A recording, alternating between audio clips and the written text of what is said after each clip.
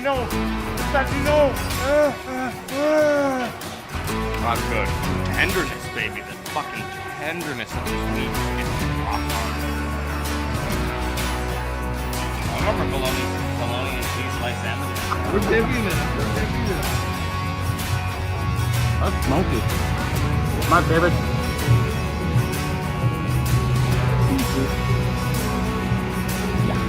This trip I've had to buy double the amount of Tums than Dallas got. Happy to move. Oh, those are pretty easy. Look, I hate fish. I'm gonna have fish like I'm gonna eat fish. You're here at a barbecue place. That's goddamn baby. Yeah, now shut up and eat your beans. Shut up and eat goddamn baby.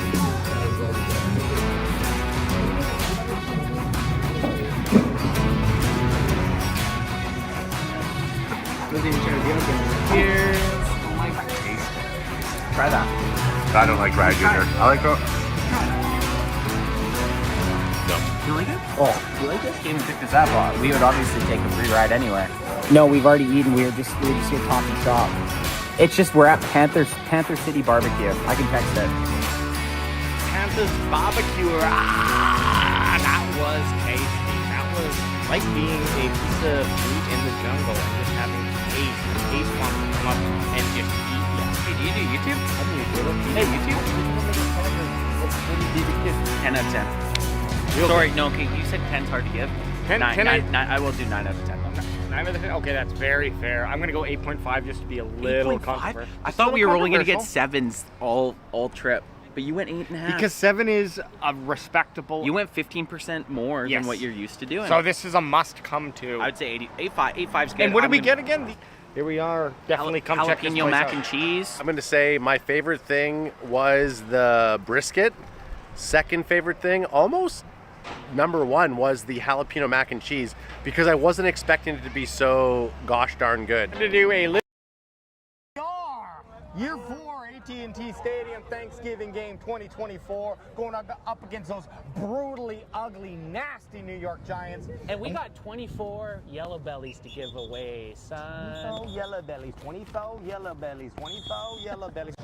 We got 24 beers to hand out. Or Yeah, less. the big dogs. Big dog yellow bellies. Don't. Whoa, You got 'em, that was a good one. son. Usually we give away yellow bellies for free, but AJ has a really good question that we're going to have to quiz people with if they want a free drink. Who was the last Dallas Cowboys running back drafted? Yeah. Drafted. Who are you, a Cowboys fan? Every day of my life. That's the prize. That's the prize. Which So you you- already I don't want to hold it. Okay. Respect. Respectable. Respectable. The last running back drafted by the Dallas Cowboys. No. Zeke. No. What? Now we got to take that from. No, not. It's tough. This one. Yeah. There you go! First person to get it. Yeah, baby. First person to get it. Most Go people are- Cowboys! Deuce Vaughn. What year? No. Isn't it depressing? Yeah, baby. Crack 'em if you got it, baby. Let's go. Cowboys! Testing question. And you guys can work together. Yeah, on you this can work one, okay? together. Okay, the question is, who is the last team that the Dallas Cowboys beat on Thanksgiving Day? Wait. Yeah, whoa, Yeah. whoa, whoa, No. no, okay. Oh, you. Hey. There you go. Oh, she got it. Yeah, there you go. Hey, because you guys both, yeah. because you guys both, Halftime last year. huh? Who performed at halftime? Dolly Parton? Dolly Parton. Yeah, Got the shirt. Got we the were shirt. here. Okay. Got the shirt. Crack him if you got it. Hey, cheers. You got splooged up. Who broke a record last year on Thanksgiving Day for the Dallas Cowboys? There was an NFL record that happened on Thanksgiving. Hey, nice. Hey, good tip.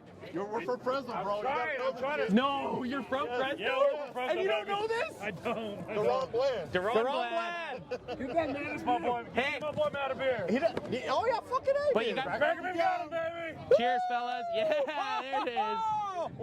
Here we go. Cheers, guys. Here we Happy go. Thanksgiving. Fresno State. Last Dallas Cowboy to rush for consecutive 1,000-yard seasons. Emmitt Smith. No. So can't let you have that. Back-to-back. Back-to-back 1,000 yards. Come on. Where's Right. Mr. Mack at? Pretty easy. No, no, that's wrong. No, that's wrong. I don't know. Ezekiel Elliott. Nope. So you actually lucked out because now you got one wrong answer. What's his name? He went and played for the Titans. Yep. Okay. You gotta get the name though. Don't do me dirty. Okay. Is his name Tony Pollard? Yeah. Tony Pollard. Tony Pollard. Pollard, he's on 2022 and 2023. Crack him if you got it. Crack him if you got him. Yeah. Skull it. Crack him if you got him. Yeah. Crack him if you got him. Crack 'em if you got 'em, let the world be loud. Three crazy Canucks like the surging crowd. Crack 'em if you got 'em, let the world be loud. Three crazy Canucks like the surging crowd. What a fun ordeal.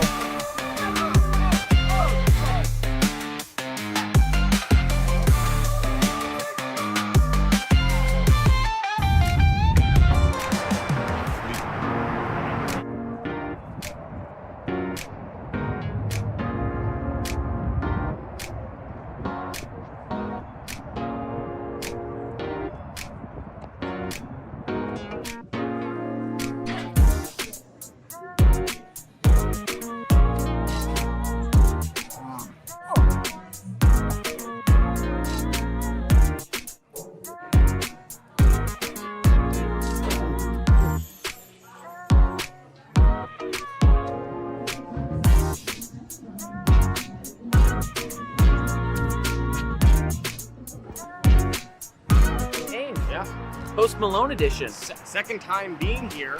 We're not like the cameraman right now who's had Raising Cane's 45 times. This is only our second time having it. Yeah. We weren't too fond of it the first time. No, I didn't. I wasn't wanting to come back, but then of course, this is the post Malone, Dallas Cowboys inspired Raising Cane's. We saw some other Cowboys fans in here as well. It was quite busy, and so had to come back. Wasn't expecting much, but have to say, 100% better. 100% better. I would say probably the first experience was like a 5, just average. Yeah. No reason to come back. This one, 7. I'd come back. Do you think we were biased because it was to do with the Cowboys and stuff? Yeah, I definitely made it taste better. But I was a little upset because I did get my sticker with my meal, but I only got one piece of that Texas toast or whatever the hell it is, and you guys got 2.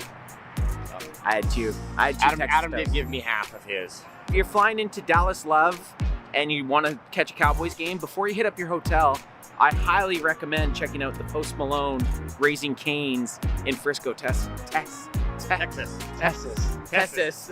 Frisco Tesla. I'm not going to say I'm a Raising Cane aficionado, but when I'm in Dallas, Texas, I have to come to the Cowboys branded, Post Malone branded Raising Cane's. Did I like it a little bit better because it was posty? Probably. But I like the Texas toast, I like the chicken fingers, and I like the Raising Cane sauce, baby. Okay, what are you doing right now? Watching the video. What are you doing right now? Watching our video or watching your video? I'm waiting for a 94-year-old lady. I'm supposed to have sex with her in these bushes.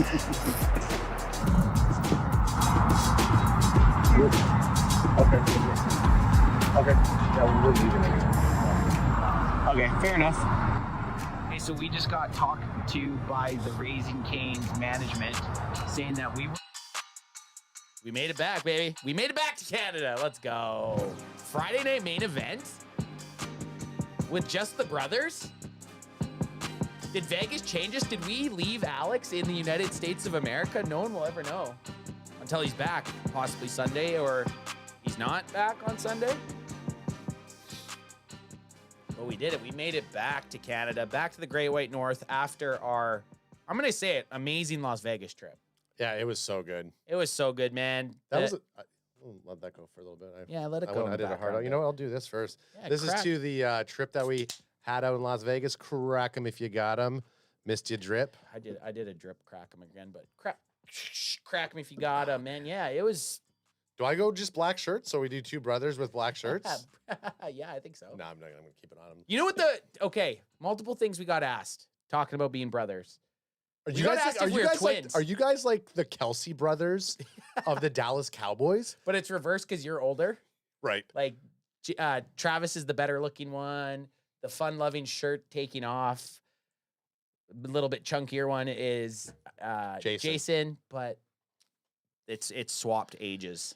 But yeah, we did get a decent amount of like twins. Yeah, we got asked if we were twins a lot. And we're like, well, unless you're willing to pay us to get naked together, then Same, yeah, we're twins. basically same height. We're both pretty stocky. I was wearing sunglasses You're wearing pretty much sunglasses, the whole time. yeah. And my beard's like, look, my beard's big. I think this is gonna come off for Thanksgiving, and I'm gonna Stash? go stash. I'll stash with you. Man, fuck it. Fuck it, I'll stash with you. Fuck it.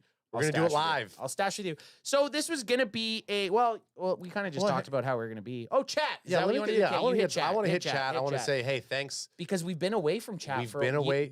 B1, the chat concierge, has been away from his crew for a while. So you get into chat a little bit. I mean, listen, I already said to the chat that it was like seeing a lot of you live. It was, I think we're going to get into it, but getting people in real life who are like, oh, I can't believe I'm meeting you guys. And then we, crack them with them and stuff. It feels kind of like what we're doing right now with you. We're talking and you guys are very active in chat. So it's great to see people out there. Obviously our boy Boots on the Ground was out there, did some amazing coverage. We're going to show a clip, We're going to show a clip in a minute here, but yeah, just wanted to give a big shout out to chat. A lot of our regulars are in there. Brent Packer guy, Ultra Cowboy. We didn't see you out there, but we see your message there. So we got you, dog. Stephen White, 8277. Listen, I also don't know what's going on with YouTube. YouTube made some sort of updates, so the way everyone's name populates in chat's completely different. I thought it was just Bandwag Baba just going off the rails and changing her name, and it's not. But yeah, anyways, shout out to chat. If you're posting in there and I don't recognize it because it's a different name, I apologize. We'll see.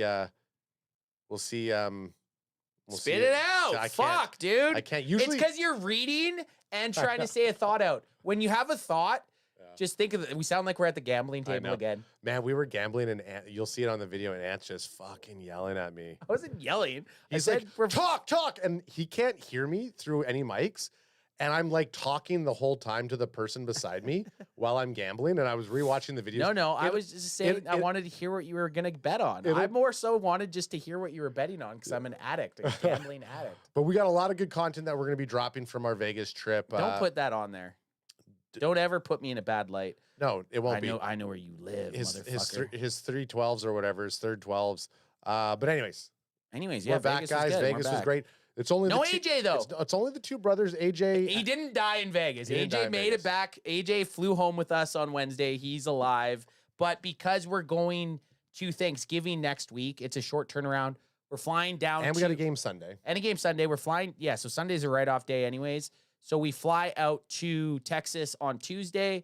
Way J, AJ, Stat J, Gay J, whatever you want to call him. He has shit he's got to do in the next few days, so he didn't make it. But we had to go live. We had to go live, and it's Eagles week, dude. It's Eagles week, and fuck the Eagles. Yeah, fuck the Eagles.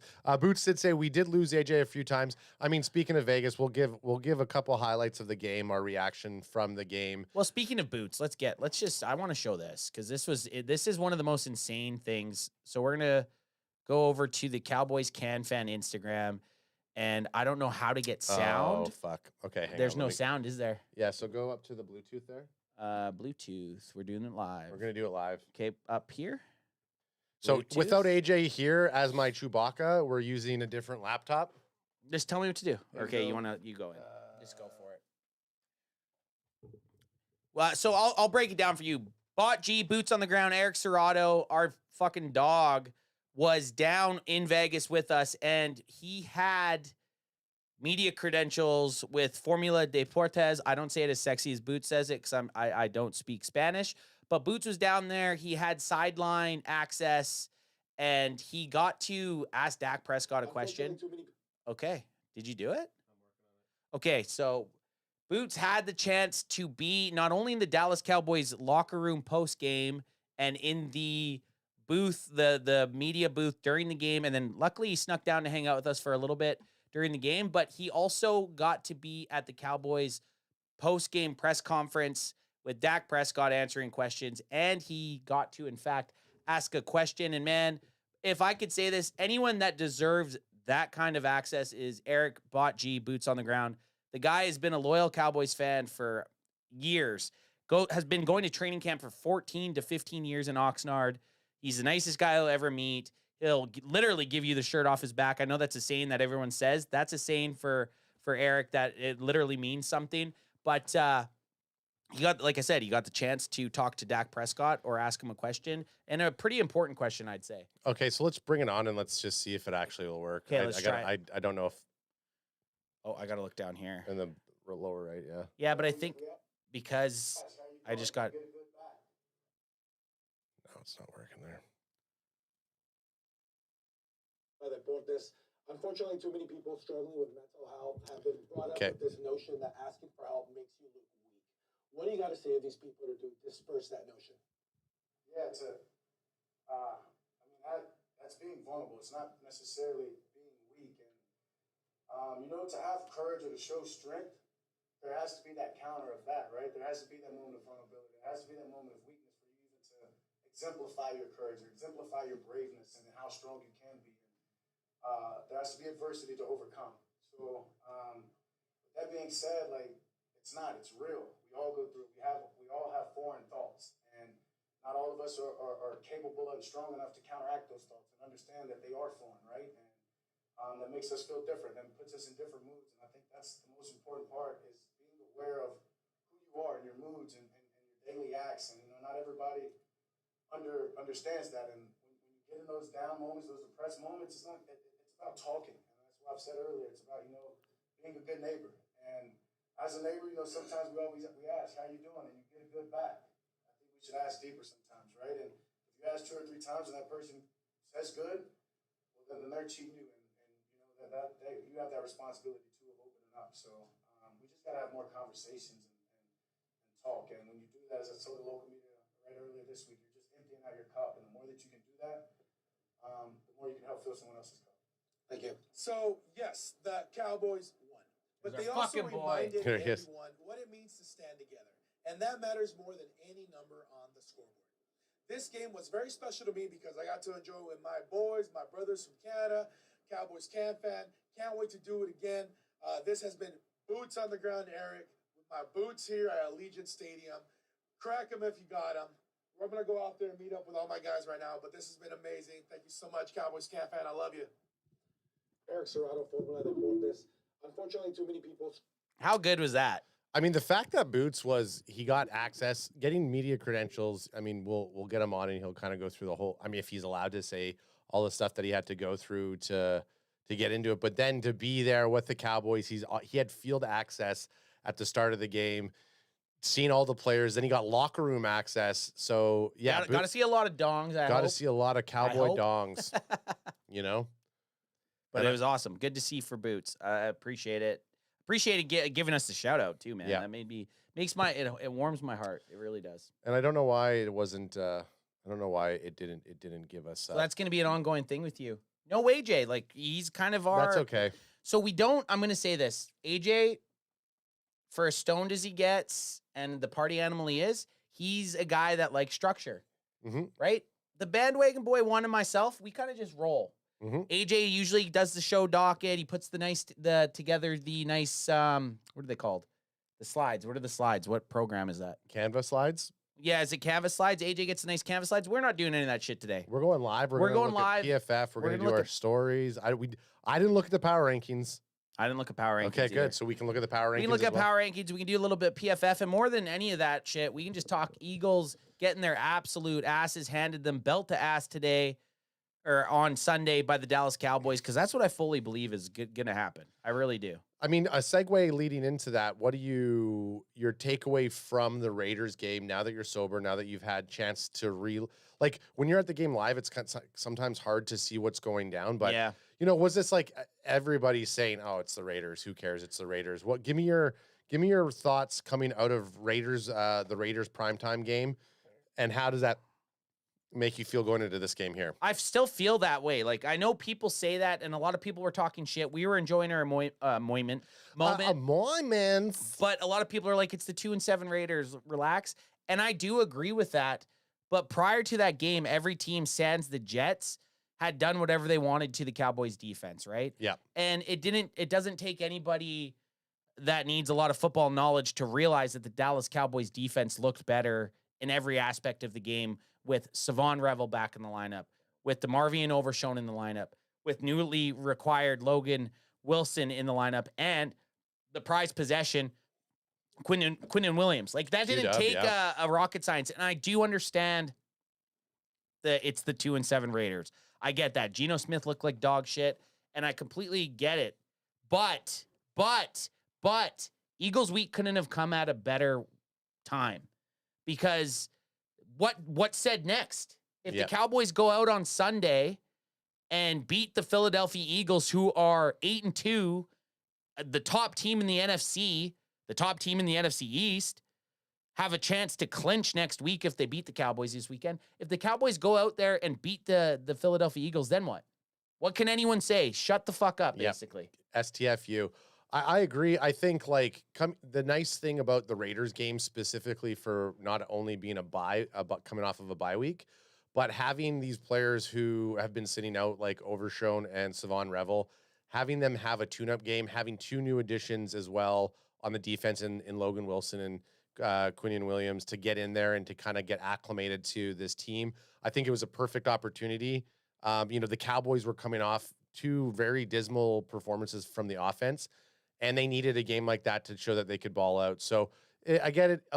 Outside of how atrociously expensive the tickets were at the Cowboys-Raiders game, like, that was the exact type of game I wanted to see from them. I wanted to see the plays come out aggressive. I mean, let's be honest. I was shitting my pants the first drive. The first quarter. We got to talk about it. Sorry, finish your thought. I won't cut into you. I felt it was atrocious seeing what happened that first quarter, where all of a sudden we get the strip sack and you're like, oh my God, this is not only are we going to lose this game, but we're about to lose a lot of money. So it reversed, and it came out the exact type of game I wanted to see. Yeah, you're not wrong. The first quarter, the Raiders left the first quarter leading 6-3.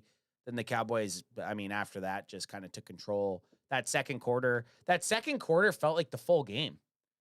The 21-3, like, that's a lot of scoring in one quarter. And then after that, there wasn't a lot of points between the two teams. There was only another 16 points scored. But like you said, Ad, we gambled some money on the Cowboys. The Cowboys got the victory. We spent way too much money on tickets. Oh, yeah. But an amazing trip altogether. Like, I had a great time. Great people, met a lot of people, had a lot of drinks, and had a lot of fun. Yeah, that was I think one of our the big takeaways is, like, there was just a lot of Cowboy fans at this game, which we knew it was going to happen. I do like seeing a lot of those people who tried to risk holding it all the way to the end to get those inflated ticket prices up, and then they didn't sell their tickets. Like I say, I want to say, all those people up there who didn't drop your price, fuck you, because there's a lot of Cowboy fans who went back to the Strip and just watched the game in a bar. They weren't like us and us fools buying those tickets, but I don't regret it. I think got to see Nelly at halftime, so that's worth $100, right? If it was back in mid-90s, right? Am I right? No? Okay. Sorry, I'm just trying to figure out our password for PFF, and I think I figured it out. I got it. Password list is right there too. So. Oh, okay. That's good to know. Right up there. I did figure it out, though. This is what I'm saying. We don't usually use my computer right there, so AJ has everything locked in, and hey, don't give excuses. We're rolling here. Don't give excuses, chat. We appreciate you guys having you here. But one thing, fucking talk to my chat. I love talking to chat. One thing on the way over here, I was listening to Locked On Philadelphia Eagles. Excuse me. I sit in AJ's chair. I burp like AJ, but I was listening to them, and they were talking like just so much disrespect for the Cowboys. They were just talking so much shit. Like, the guy's like, this is going to be Jalen Hurts' get-back game. Yeah. Like, he's been in a slump, and this is his game to completely get back on track and throw for 300 yards and 3 touchdowns against his terrible defense. And it's like, How mad was it making you mad? It was me. I turned it off. I actually turned it off. I was like, you fucking pussy. Shut up. That's all I was thinking the whole time. Yeah. The whole time I was listening to this guy talk, he's like, I just wanted to say, shut up, you pussy. And that's the beauty of the NFL. Like, I will get the chance to watch the game on Sunday. And my opinion of what the game's going to go like is completely the opposite of that guy's. But one of us is going to be right. Yeah. And that's the beauty of it. Look, I mean, this Eagles versus Cowboys isn't the same teams that played week one. I mean, like week one is such a hard. I don't like to use the argument that I've heard a couple of people say, look what we did you guys in week one. Yeah, I don't like it. History says Dak plays very well against the Eagles at home. So it just shows. That's facts. That's facts, right? 6-1 at home against the Philadelphia Eagles all time. So I thought it was 8-2, but he's 6-1. The last time he lost was 2007. 8-2. That would have been funny. But I think one of the things that we got to look at, like, Jalen Carter wasn't here. Jalen Phillips wasn't here. Quinnen Williams wasn't here. Overshown wasn't here. So there's different teams. It's different teams coming in, and Dak, CD, and Pickens weren't the same Dak, CD, and Pickens that we saw this past week against the atrocious Raiders defense. But yeah, it's to say that the Eagles are gonna stomp the Cowboys on this game. They've been fairly aggressive and very solid on defense, but the Cowboys have the offensive power to go toe to toe with their defense.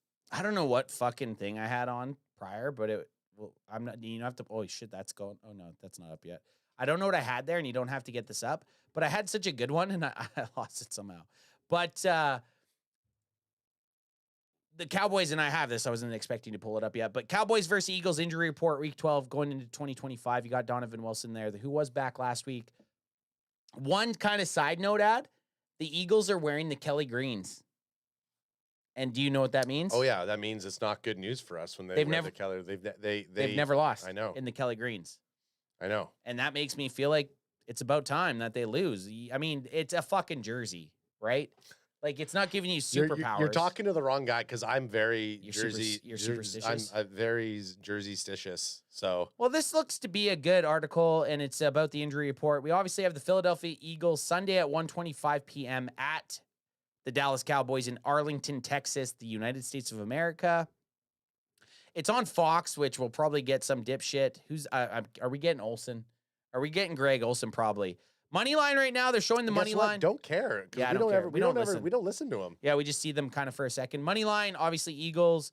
Total points, only 48.5. I mean, both defenses have been playing huge. But this is a big one. That one's huge. Lane Johnson not being there for the game is going to be a good news for the Cowboys. Talking about players that missed the first game and having an impact, well, let me boosh it in here. Don't be scared to tell me to boosh it in either. No, I usually get yelled at usually you're talking and AJ and I are doing all this stuff behind scenes. But never be scared to tell me to boosh it in. I'm scared to just say something to you sometimes. How's that? That's good. Oh, you can see it. Oh, right there. Okay, Lane Johnson out with a foot injury because he's a bitch. Practice status, did not practice or participate in practice. 2025 season starts. He's played 4 games. He's out. Yep. And then another nice one, Willie Lampkin. Yep. Willie Lampkin being out. He's questionable right now, but let's hope he's out. Because I feel like questionable, you're going to make it. He was full participation in practice. Okay. So he's playing. He's playing. Let's get past these ads. What the fuck is this shit? I have no idea. How do you get out of this stuff? Dude, I have no idea what. I don't know how duck goose you are. Jurgens out is good for us. Well, no, that's all. And Hinton. Guys, this is all offensive linemen. Even if they play, like Miles Hinton played like full participation in practice. Cam Jurgens, full participation in practice. So they're more than likely going to play, but they're banged up though. Good. Jalen Phillips is out. Yeah, I hope they're all out, dude. And I know we always try to take the high road and be like, I don't want to hope for injuries. Eagles week, I almost think like all bets are off. Because the Eagles fans. This morning I watched an Eagles fan against, who did they play? The Lions. There was a Lions fan that traveled to Philadelphia, was sitting in the nosebleeds, and they were losing. And this guy, they have a side view of the guy filming him. And he's got his phone this far away from the dude's face, just calling him a fucking pussy. And I was just getting so angry. And I'm like, Dave Steruccio, who we met this week he's from New Jersey. Yep. I asked him, would you ever go, like, you go to Philly games, and he's like, you could not Pay me to give go me there. the best seats in Philadelphia to go watch a game there. Was So it in it's the like, it was in the nosebleed section? yeah, this was in the nosebleeds. If someone had their phone in your face like that, I'm grabbing it and throwing it. yeah, Probably, and then we're fighting. yeah. So maybe that's not a good place for us to go. If someone was calling me a pussy to my face, I'm probably grabbing his phone and flicking it Well, off. if someone's just calling me a pussy, I'd be laughing about it. But as soon as No, they but start he's to still get into doing it. yeah, I know. He's like they're like yelling, "You fucking bitch, you fucking pussy," over a football game. I know. How funny would it be to just throw his phone? I know. But Jalen Phillips, I hope you're hurt because of that guy. And then we're going Cowboys injuries ad, and we have one of the newly acquired defensive ends for the Cowboys. Not new, super new, but new this year. Jadeveon Clowney, questionable. He was limited. I think he'll end up playing. He has 2 sacks on the year, I though. know. Yeah. Which is kind of juicy. 3 tackles for loss, 19 tackles, 0 interceptions, 3 pass defended. I'm pretty sure he'll be there. Hakeem Adeniji, I mean, I've heard his name. Does illness? Who gives a shit? Perry and Winfrey, a guy that they kind of brought back onto the roster, defensive tackle, but been out for a while. Defensive tackle is probably the hardest position to make on the team now. You got 3 studs: Osa Odigizua, Kenny Clark, and Quinnen Williams. So I don't expect to see him play much. Donovan Wilson, injury elbow, was also full part in practice. Hasn't had the greatest season, 2 interceptions, but he looked nice again against the Raiders. Solomon Thomas, also known as Jack Dak. Jack Dak's in the house. And he's on the report. Tyler Smith, here's some big names. Oh yeah. Okay, sorry. I'm gonna scroll up a little bit. Well, you saw the Dak one. Yeah, you saw the Dak one. It Tyler Smith, though, same thing, full participant, and then you got Dak Prescott, which you never want to see. Yeah, Dak with the hip. His whole thing is like, I've played in worse conditions. It's just because it's such a short week, he had to go onto the list. And he probably had what do they call it? When you have someone look at you during the week, there's a name for it, and I'm not going to sit here and try to think of it. A trainer? No, there's a word they call it. Treatment. He probably had treatment from now to the Sunday night game. Right. But he's full part in practice. He's going to be there. 21 touchdowns, 6 interceptions. Malik Hooker, hey, this is another dude we're getting back by the looks of it. We haven't seen Hooker big, for a while. Yeah, we haven't seen Hooker's Hooker been for out a while. big, and safeties has been one of our biggest issues. So to get Malik Hooker back at safety, the safety position, although you had Marquez Bell back there last week who recorded an interception. Yeah. I always like Malik Hooker, and the defense has looked better with them. And then you got Dante Fowler Jr. I don't know if that's going to round it out. No. It's yeah, crazy. I said it afterwards. It's weird. I haven't been noticing Dante Fowler Jr. I was like, for a second, I was like, I totally forgot he was on the team. No, he hasn't done much compared to the season he had with the Commanders last year. And I was going to read this here. One last thing. Cowboys versus Eagles head-to-head history. In their last 5 head-to-head meetings, Philadelphia has taken Dallas down 4 times. In their last 5 head-to-head matchups, Philadelphia has racked up 140 points versus Dallas while allowing only 89 points. Recency bias. Yep. I mean, last game, and then, the last 2 games last year were Washes? Yeah, they were blowouts. Dak didn't play in either of those games. But, yeah. That's the injury report, man. 4 of the last 5, Philly has fucking trumped the Cowboys. Yeah. But I guess you could say 2 were last year. 2 were last year. This one was 3. this year. And then, so yeah, it's not, it's not, it sounds I know. terrible, but it's like when you think about it. I felt better after you just said that. Yeah. It's not as bad as you think. It's funny because I'm so confused with how the names are going on in our chat, but I can recognize people's icons sometimes. What is that? What do you think that is? I don't know. I think YouTube updated their platform, and why can't people have names? I don't know. It's showing their YouTube doesn't want people to have names. It could just be for tonight's show. Maybe it's Friday night. YouTube likes it rough. If you see me in the little Pitudo mobile that I got at Raceway Nissan, dog, I'm gonna hook you up, dude. So I was saying that all the Vegas trip, and I was fucking up the saying the whole time. Little Pinto Mobile. Hey, you see my little Pinto Mobile. So this one here, I got to talk about it a little bit. Okay, do it. And it's not really anything about the game. It's just Cowboys lore. It's Cowboys lore, dude. The article says Prescott is replacing Romo again, this time in the record book for the Cowboys. Yeah, and as he should. This is a big deal, man. As he should. You got to think. And again, the NFL nowadays is a big passing league, so it's it's hard to compare the greats of the 70s and then even the greats of the early 90s to the greats of the early 2000s. But the NFL is a passing game now. When Tony Romo came into the NFL, he surpassed Staubach, he surpassed Aikman, Danny White for the most ever passing yards in Dallas Cowboys history. Well, this week, and I mean, there's a possibility that Dak doesn't do it, and we're there when he does it. Oh, that would be huge too. We don't want that though. No. Because the amount that Dak needs to replace Romo for having the most passing yards in Dallas Cowboys history is only, I want to say 166. Yeah, it is 160 yards. So we got right here. I'll boost it in here. Boost it in there. I love one. I mean, and again, Dak, one sleeve Dak is the fucking best Dak in my opinion. So is this the one? Okay, read that. So what started as a 2-month fill-in after Romo injured his back in a preseason game has led to 10 opening day starts for Prescott, one more than Romo. With 160 yards passing Sunday against Philadelphia, Prescott will break Romo's mark of 34,183. Which to me, I can't see him not doing that. Yeah. I can't see Dak not throwing 160 yards this Sunday. Yeah. In my mind, it's happening. Yep. So he's going to pass Tony Romo, and Dak probably hasn't, like, the difference between Tony and Dak started early in his career. He was a rookie. Romo took a few years. Took, I think, 3 years before he got the starting gig. So Dak's had some years to pass him. Dak's going to be in the NFL for another 5 to 6 years. Are all of them with the Cowboys? That's yet to be seen. But he's probably playing the best football he's played. And he's going to set the Dallas Cowboys passing record at a very high number.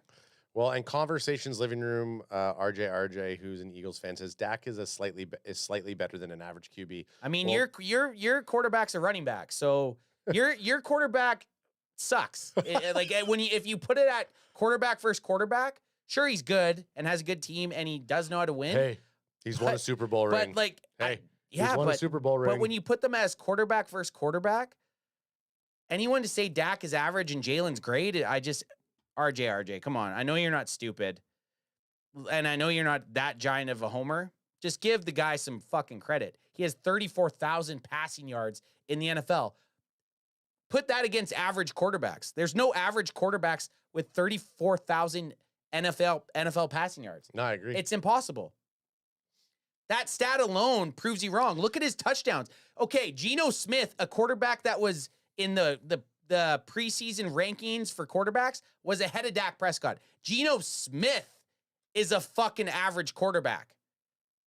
Dak Prescott is not an average quarterback. Listen, and anyone that says... And at the start of the season, we made the Dak Prescott paradox where we talk about this exact thing, this exact conversation, where it's like, this is because Dak Prescott is on the Dallas Cowboys, this is how everybody hits him.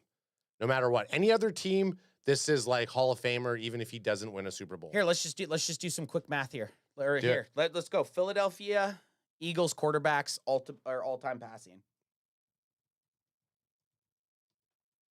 Look, just to show that you're mathing it.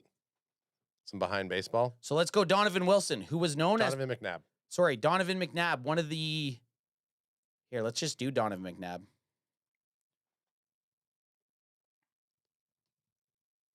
Passing yards. Ants Friday night fight typing right now. Friday night. Look at this. Look at this. Your best quarterback ever. Donovan McNabb, 37,000 passing yards. He will be beat by Dak Prescott next season. That's fact. How many Super Bowls does Donovan McNabb have? 0. Fucking 0. And he has 234 touchdowns to 117 interceptions. So would you consider Donovan McNabb average? Probably. Well, he says, like I said, slightly better, but he isn't in the elite tier. Well, we never said elite. Okay, it doesn't go average to elite, dude. It doesn't go average to elite. Like, what, on what planet does so everything you rate in life, it's like, oh yeah, that steak was average or that steak was elite. You go get out for dinner and you just rank something from average to elite. Come on, man. I mean, everyone says Josh Allen's elite, and he barely... Allen looked like dog shit last night. But we don't hear it. With an offensive line that has played statistically with average block rates better than the Dallas Cowboys offensive line has played this year. Get the fuck out of here. I mean, I do love RJ, and I respect him for showing up every week, and I appreciate the comments, but to call Dak Prescott average at this time is just slightly better than average. Slightly better than average is just like asinine. So anyways, this slightly better than average quarterback is going to break the record. This you can take this off. You talk because I'm statting. I'm stat Jane. So this slightly better than average quarterback, Dak Prescott is having a very, very solid season. He's going to surpass Tony Romo for all-time passing yards for a Dallas Cowboys franchise. And in Dak's career, he's going to supersede, like Ant just said, other quarterbacks who are looked at all-time great quarterbacks for certain franchises. So Ant's going in big time right now. You want me to bring it up? Might as well just do it. Behind baseball it. Dak Prescott is literally 42nd all fucking time. The guy's going to have another 5 years playing, so you can put another 10,000, probably 10,000 to 20,000 yards on this. He's 42nd all time. And look who's ahead of him. My dog, who other people will say was slightly better than average, right there. Patrick Mahomes, sure. I mean, he's played a lot less. And he has more, a couple more. He has way more years to go to. Dak is going to pass all these guys. All these dudes. Everyone here. He's going to be somewhere up here. Flacco, 50K. Like, Dan Marino has 61,000. I mean, that's going to be tough to hit. Yeah. Even Eli. Look at Stafford. Holy shit. Yeah, Stafford's a beast. And Eli, people say Eli shouldn't be in the Hall of Fame. He's 11th all time. Two Super Bowls. So of course he should be there. Look at him. That just makes me give Where's respect. his big bro go up? How far? Where's his big bro? Oh, he's I think second. Yeah. Or no? No, third. Okay. Anyways. Dak's going to become the Dallas Cowboys all-time leading passer by yards next game, which is pretty sweet. Dak Prescott is going to win us this game Sunday. I just love it's like, oh yeah, he's above average. It's like, dude, he's about to break an all-time passing record for a team. There's only 32 teams in the NFL. He's the best quarterback. Well, you can't say best quarterback, but he's the most passing yards for that quarterback. Let's hit this. Let's hit this one. I'm going to hit this one, but I want to give RJ his last thing here. Okay. I'm sorry. I think if you put him on other teams with lesser talent of wideouts, he would not have the stats he has had. Sorry, but I think we need to agree or disagree on this one. I think if you put Jalen Hurts on any other team, he's fucking brutal. Jalen Hurts, you're talking about without less talents. A.J. Brown, Devontae Smith, Saquon Barkley, and you're saying less talents? Yeah. Come on, man. Lane Johnson, Dallas Goedert, and then at the top of that, a defense that's top 5, and you're talking about Dak Prescott with less talents. Yeah. Come on, man. Okay, so here we got Dak. This is from Dak Prescott. So when they talked about his hitting the opening day, I need to simmer down here. Simmer it down. Just dumping this one on me. Crack him if you got him. He grew up with brothers. He likes it rough. So this was asked to Dak Prescott about the record. He says, I was on the national TV production call, and they asked me the same thing. Would I have thought this 10 years ago? Yeah. I was very arrogant as a rookie. So, yeah, I did think I would make it there. He goes, when you played in this game long enough and you can stay healthy with my expectations of what my play is, that's supposed to happen. So he's just thankful, humbled, super grateful to be playing a game. I love it, this high of a level. So respect it. Hey, I like the fact that he calls himself out there too. Yeah, but that's the guys that succeed. Yeah, as far as I'm concerned. Hey, listen, I don't want another quarterback. Dak Prescott, I'm happy with him right now. Let's fucking go. I'm so excited for Sunday. I'm so fucking excited for Sunday. And hey, we got a special guest that's going to be in the studio this Sunday. Okay, we've had him on every single year for the last 3 years. Or 2 years. Ever had him with an Eagles game? Never had him with an Eagles game. Fucking big fucking fella. Oh, you're saying it. I'm going to say it. No, I'm not going to say it. Our boy, big fella, Chris from the Cowboys Up podcast is going to be here live in studio on Sunday for this division rival game, this big game coming up. So happy to have him in studs. It's going to be great. What else you got on the docket here? Well, just talk. Okay. Keep talking. So The other thing that the other thing I wanted to bring up, and when we're gonna look through it, and I guess we'll talk about, since we're on Dak Prescott, let's talk about it. Dak Prescott, on the Monday nighter, we saw him spread that ball around. We saw Jake Fergie get a touchdown. We saw George Pickens get a touchdown. We saw CeeDee Lamb get a touchdown. And CeeDee Lamb almost had 2 touchdowns. George Pickens almost had 2 touchdowns that game. It's against the Raiders, dude.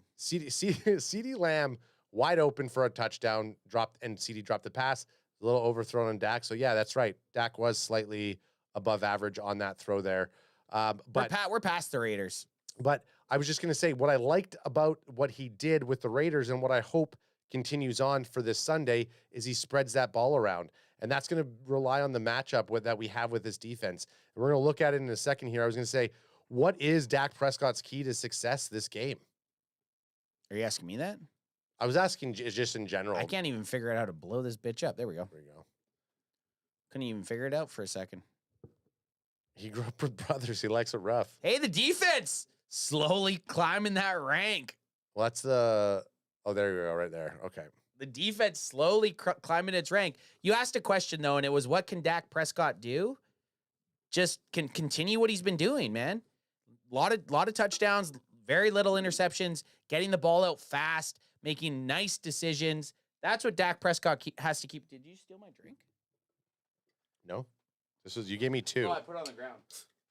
Crack him if you got him. But yeah, Dak just needs to keep doing what he's doing, man. And you look at the Philadelphia Eagles here. I like the team metrics, right? AJ's been breaking these down for us and finding some fun stats while we kind of bullshit our way through the day. But these team metrics tell you a lot. Power rank overall, Eagles are 7th. Cowboys are 21st, which is brought down a lot by the next. Power rank defense for the Philadelphia Eagles, who I'll admit have played amazing. Yep, their defense is very, very solid. Their defenses look very nice. In games that they had no business winning, the defense won those games. The Lions, what'd they beat the Lions? 16-9? Yep. You wouldn't expect a Lions team to only put up 9 points. So that defense, that's a win for that defense. The Cowboys defense has slowly crawled the rankings up. Sure, that Raiders game has helped that a bit, but they're at 29th now, right? But then this is the thing, the power rank offense for both teams. Eagles at 11th. Cowboys at 1 point were top 3. Yeah.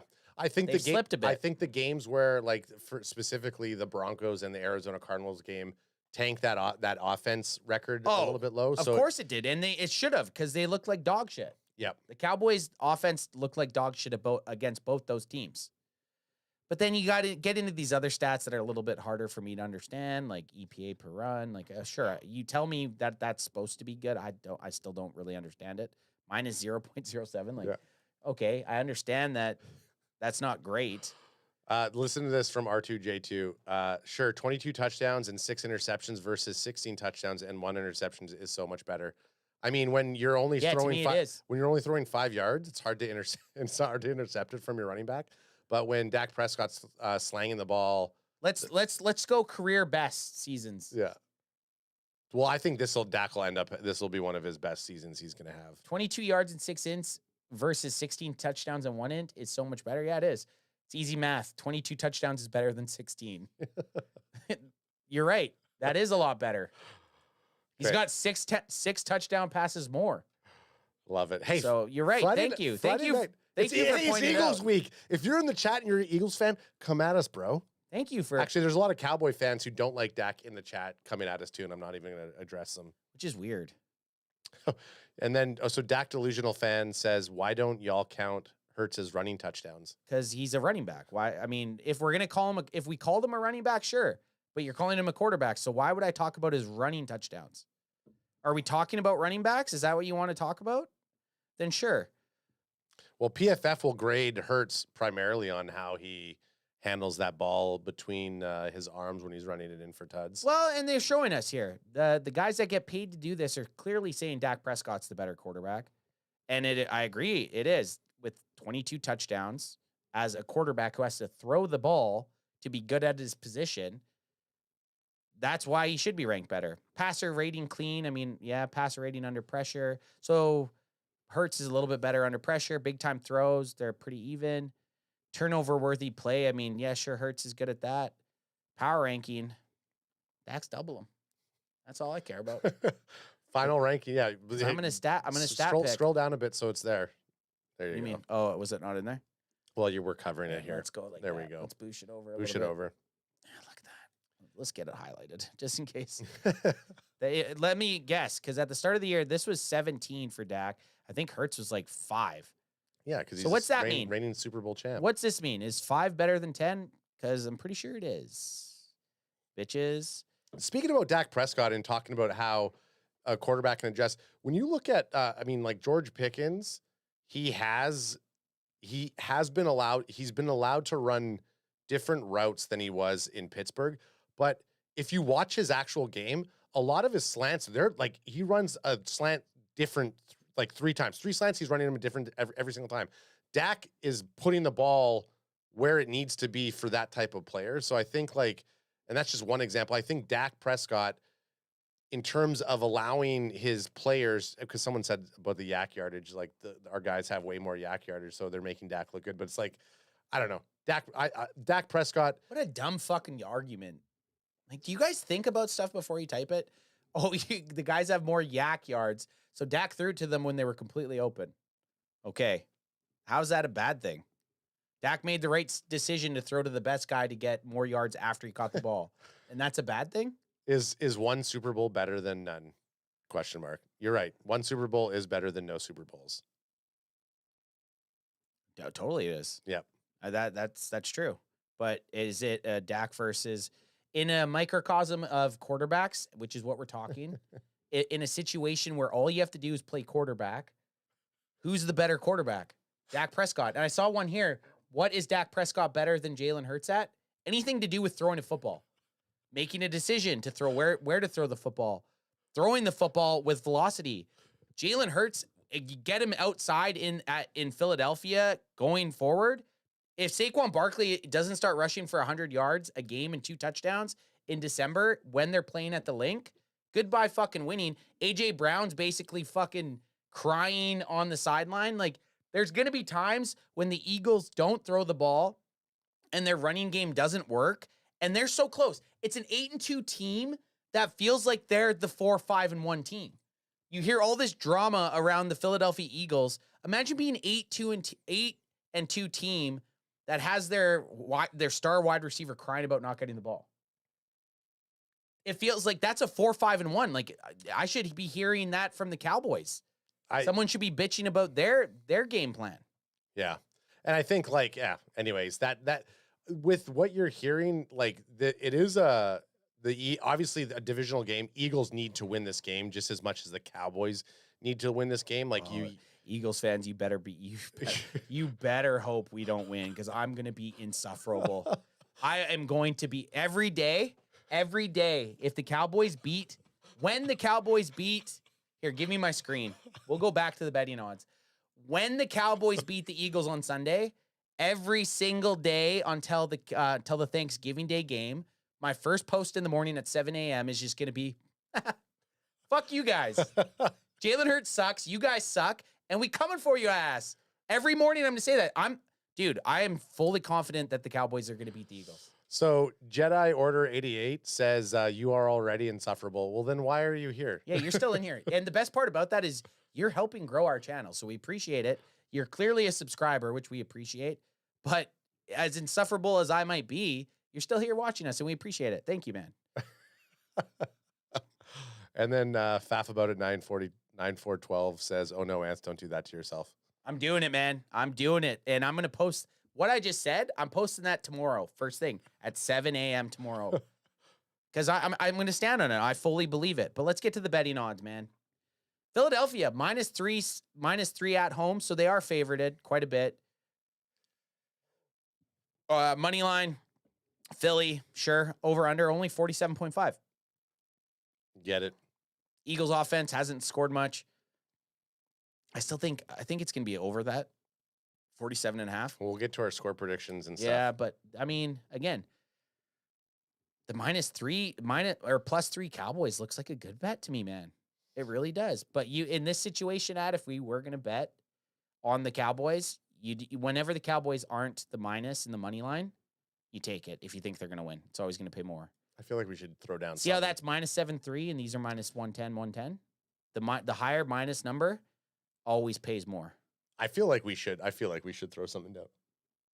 Look at the Bessie bros together, just gasping for air.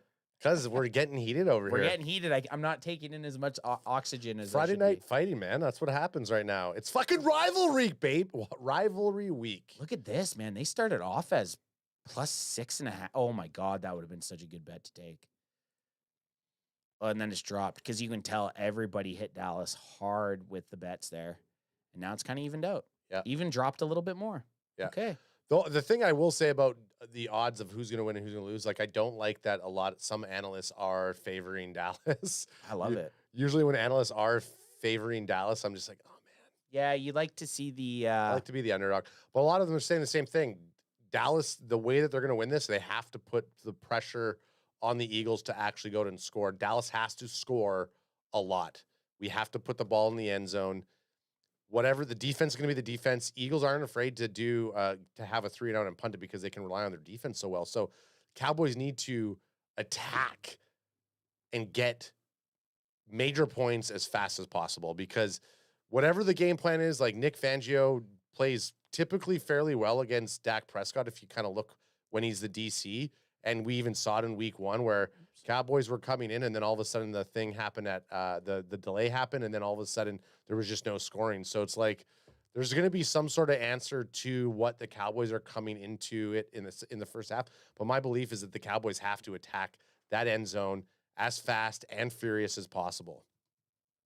Dare I say I want the ball, right? I want the ball. Yeah, I want the ball too. So I you see this? We I don't want the ball. Hell yeah, I want Cowboys to get the ball. Give us that rock. So you just see this. We already talked about this, but you can kind of get their grade. Like Lane Johnson being out is a big deal. And then the Cowboys, we switch over to the Dallas Cowboys. They got some guys, but they're all going to play. Minus Miles Sanders hasn't played for quite a while, but all these boys are playing. So that's nothing. No real big injuries other than Lane Johnson. Yeah. Okay. I'm tuckered out. Yeah. I mean, fucking. Let's. I mean, we could hit some storylines. We could hit power rankings. What are we doing here? I think we usually do Nick Eat Me Out, Eat Me In storylines. We can hit some storylines. Well, you keep talking. So you talk to people. I gotta cook. It's tough, eh? I know it's different. Well, it's not tough because usually while you guys are doing stuff, someone's talking. If you're expecting me to talk and do the shit, then yeah, it's tough. But I'm usually over there just gabbing. Like if I just have to gab, I can gab. But if I have to gab and do stuff, then yes, you're right. Well, it is tough. I would, at this point, I would go to the chat to say some stuff. I will say this: is it just all miserable things? It's just a lot of miserable things. That's okay. Get it in there. Get some funny stuff in there. Mike Fitzgerald, who I believe is a Cowboys fan, he's in here talking Cowboys all the time. He just absolutely can't stand Dak Prescott. He says, I see why we can't just enjoy the games against bottom feeders and admit Dak is a huge mistake. So confusing. R2J2 says Big Fred Johnson will be just fine. Cam is a bigger deal. So yeah, Cam being out is a bigger deal. I don't know. Is he out though? I thought they said he was going to play. If he's, well, possibly. I'm not sure. Oh, Nate Dogg's in the house. Nate Dogg. Hey, yo. And then Boots says, hey, you put some respect on Nick Eatman's name. That's right. Yeah, and Boots, again, a story that Boots told us about Nick Eat Me Out, Eatman. Definitely took, and we always like it. I mean, it's a funny last name.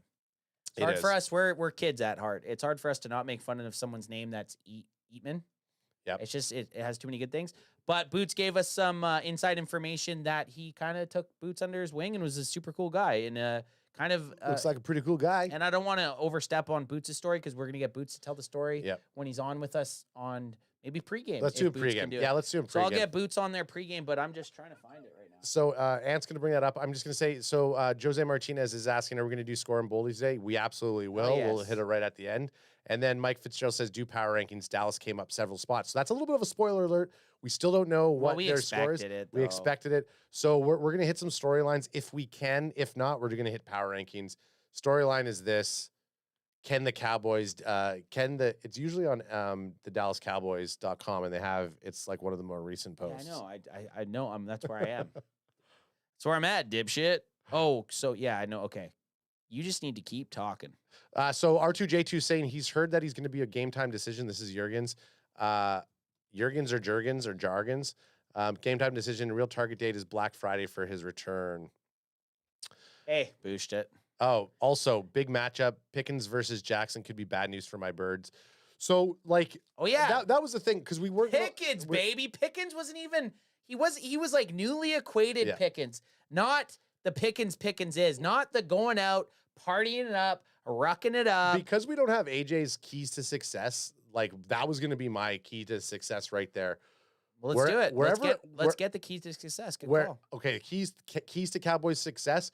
Wherever Adoree Jackson is on the field, that's where the Cowboys have to go. Just throw it. That's going to be the key to success. Target that because, you know, if you have Quinnen Mitchell lined up against CeeDee Lamb or lined up against Pickens, go to the opposite side.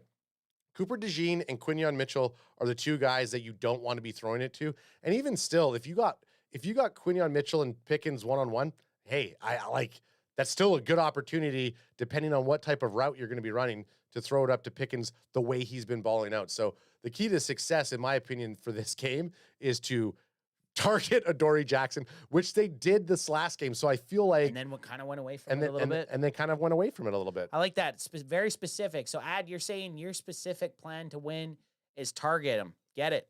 Get as many balls in his face. Make him feel like an OnlyFans model. Get him those balls on the face. Get him 88 balls or 3 balls or even fucking Jake Fergie balls. I don't give a fuck. Jake Ferguson 91 won't be balls, on it, but that's okay. Get him 91 balls. But yeah, that's a good one. Keep feeding the rock because you went offense, big picture. What did AJ call it?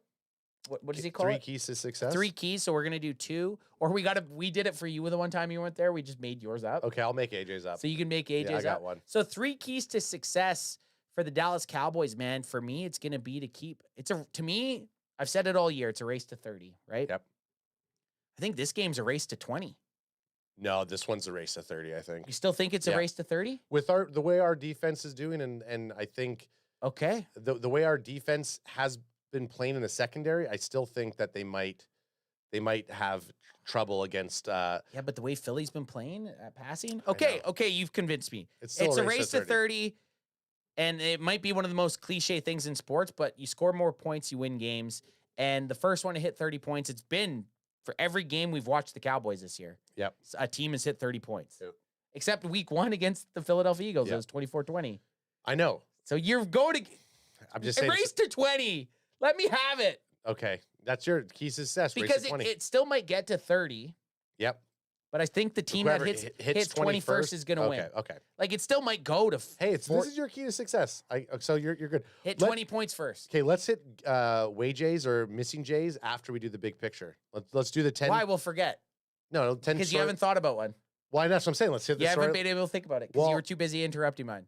I was. You son of a bitch. No, you said it, and then I debated with you about it. Okay, let's do 10 picture. Big picture, 10 Cowboys, Eagles storyline. This is by Nick. Eat me out, Eatman. Who sounds like he's a beauty. Eat me out, Eatman. Sounds like a really great guy. Eat me out, Eatman. Beauty of a human. Beauty of a human. But we still got to do Cowboys Eagles storyline. So right off the bat, look at this moonhead. Fucking right off the bat, we see Q-Dub, aka Quinnen Williams versus JC Jalen Carter. I would never talk shit about him because I love him right now, but that is a big head. It's a big head. And I respect it because that's a space eater right there. Oh yeah. That dude is taking up space. Oh yeah. Which I love. So on November 19th, which was that the day after? Tuesday? That was the day after the game? Day after Thanksgiving? No, not Thanksgiving. The day after the Monday Nighter? Yep. No, the Monday Nighter was 17th. This was Wednesday? This was Wednesday. This was Wednesday. And it would have came out the day we did our usual main event. We've kind of been in like purgatory a little bit. Yeah, we have no idea Vegas. what's going down. I've just been, Okay, so we got big picture, 10 Eagles Cowboys storylines. Okay, reject not essential cookies. Can I get rid of these? Yeah, okay. Get that fucking shit out there. Get that shit out of there. Okay, so I'll hit first. Jesus Christ, what am I doing? Okay, so there's Eagles. Law Boss. Okay. Sponsored by Law Boss. Clothesline. Do I usually have to zoom in a bit? No, you're good. You're good there? Okay. Yeah, the defending Super Bowl champs have played all season with a target on their chest. And yes, they've just taken about every team's best shot, but it really has been effective as the Eagles are one of the 2 teams in the NFC with an 8-2 record. Philly has won 7 of their 8 games by a touchdown or less. Sorry, what the fuck are you doing to me, dog? Sorry. Philly has won 7 of their 8 games by a touchdown or less, including the 24-20 win over the Cowboys in Week 1. Yeah, so they've been in close games. I just want to try something. What are you doing here, I want to try something here because I feel like people don't like to just see text on here. Like I'd like us to get to a spot where we could read it, but they have something to watch or look at. But maybe we just figure that out a different day. I don't think it's the day to do it. No, it's not the day to do it. This, But Anthony and I are like, let's do a quick Friday night show. Because we have usually we an go hour long. We have a bunch of clips that we're gonna do. Which anyways, probably let's won't get back. happen. Let's get back to this first thing you talked Yeah, about. so So the close line. Eagles have been in close games, a lot within one touchdown. Yeah, that bodes well for the Dallas Cowboys. And it's proof in their first one, it was only a 24-20 win. Yep, pretty good. Where are the points? Where are the points at? So I'm gonna bold it up so you guys know what I'm saying. The Eagles managed to light up the win column without lighting up the scoreboard. There have been some issues on the offensive side of the ball, and there have been some drama regarding receiver AJ Pussy-ass bitch Brown, who has not been a major factor this season. Brown has just 38 catches for 457 yards, on pace to fall short of the 1,000 yards for just the second time in his 7-year career. And despite Brown's occasional cryptic messages or calling the offense a shit show, the Eagles are scoring enough to win. They ranked 25th in total offense, but they've managed to tush. Oh gosh, In Eatman. brackets, push forward when it counts. Classic Eatman. Classic Eatman. And I agree. At what point does the offense start to sputter and the noise? Like, imagine there's noise right now when they're winning. I know. What happens if they start losing? It takes one division rival who's a 4-5-1 team to beat them to have that house of cards start to crumble. I would love it. I would love it. And yeah, you're right. It takes one bad game. And we've seen it happen with the Eagles beforehand. So yeah, 2023, I want to say. At the end of the day, though, a win's a win is a win. So Eagles are finding a way to win, which again the Cowboys have struggled in the past to do. So it's irrelevant, though. It just takes one loss. Absolutely. For that house of cards. Leaning on defense. With an offense that ranks in the bottom quarter of the league, but an overall record that is amongst the very best, you might think it's defense that is carrying this team. And at times, the Eagles' defense has been the difference. But overall, they rank 17th in total defense, 19th against the run, and 15th against the pass. The Eagles do rank 8th in scoring defense, allowing just 20.1 points per contest. Ironically enough, the Cowboys score exactly 20 against Philly in week 1. This is why I said it was a race to 30. However, we're going with a race to 20 for Anth. I think mine makes more sense. You're probably right. It's a race to 20. They only allow 20. 20.1. So you need 30 to beat them. Need 30 to beat them. 20 won't beat them. Oh. 20's not going to beat them. Yeah, but in a situation... Okay, here, I'm going to argue my point. Do it. In a situation where they don't score 20, they lose. Totally. You're absolutely right. Which will bring them under 20.1. But I know what you're saying. You need over 20.1 to beat them. Yep. Oh, my God. We can do it. We can do it, boys. We can do it. Keep away. Oh, this is kind of a big block of text. Keep away. The Eagles have to be great at something, right? How about taking care of the football? As we approaching, I think you meant approach, the season of giving, we'll see the Eagles stick to their stingy ways with the ball. Philly ranks first in the NFL in protecting the ball, committing just 4 turnovers, which is pretty impressive. Yep. And Jalen Hurts only has 1 interception. Yep.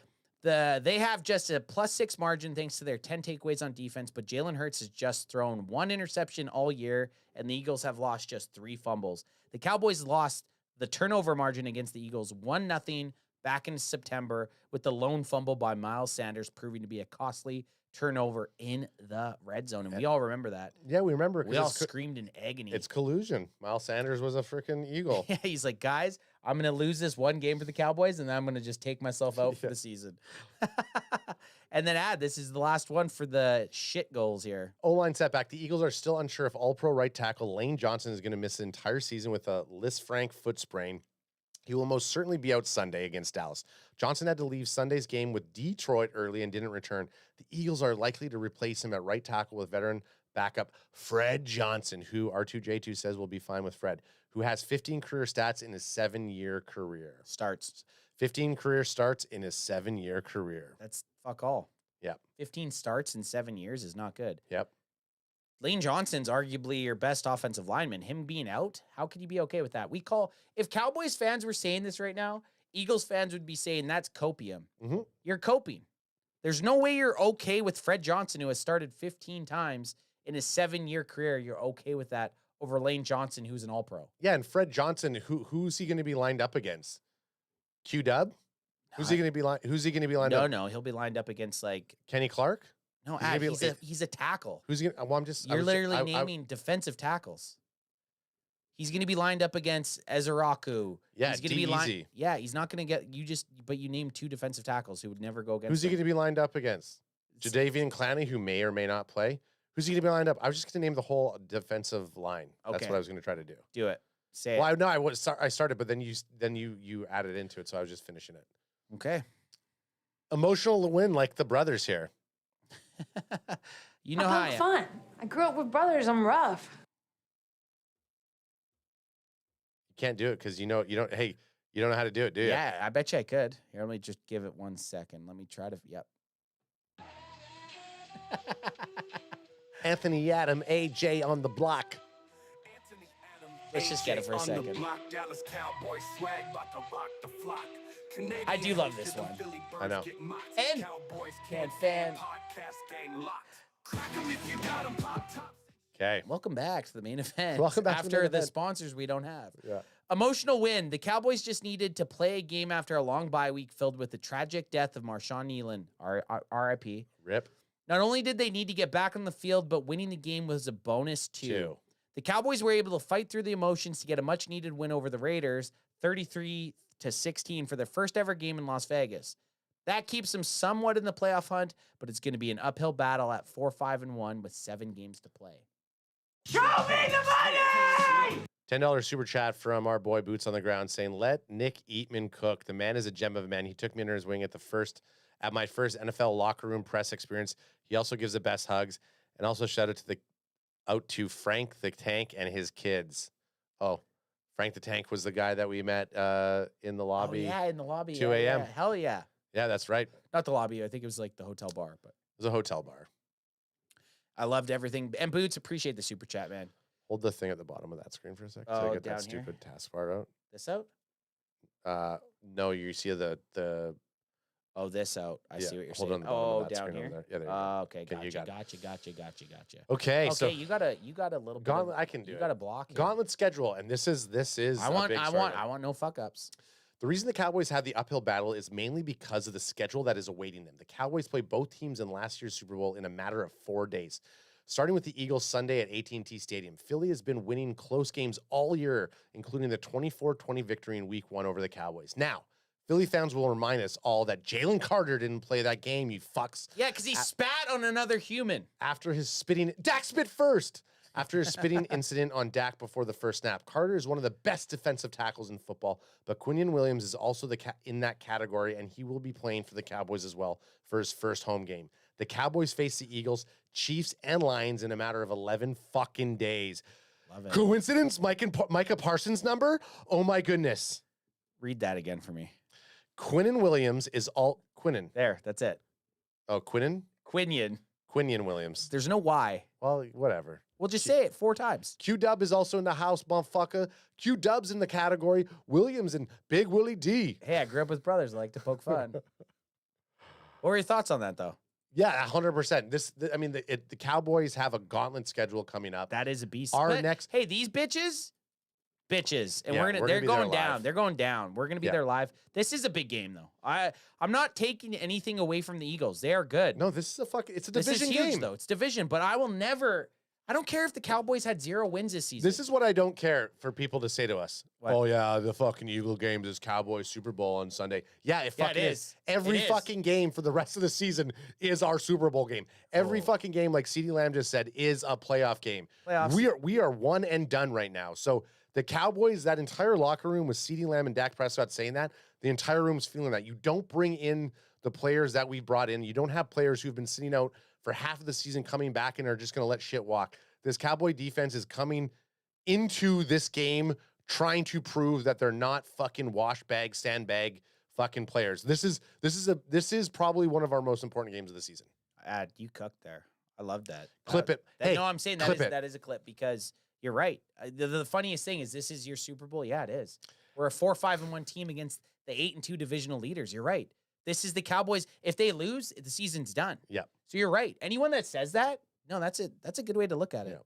Turn a burn into a turn. If you ever heard that one, because we like to rhyme here. New defense? Question mark.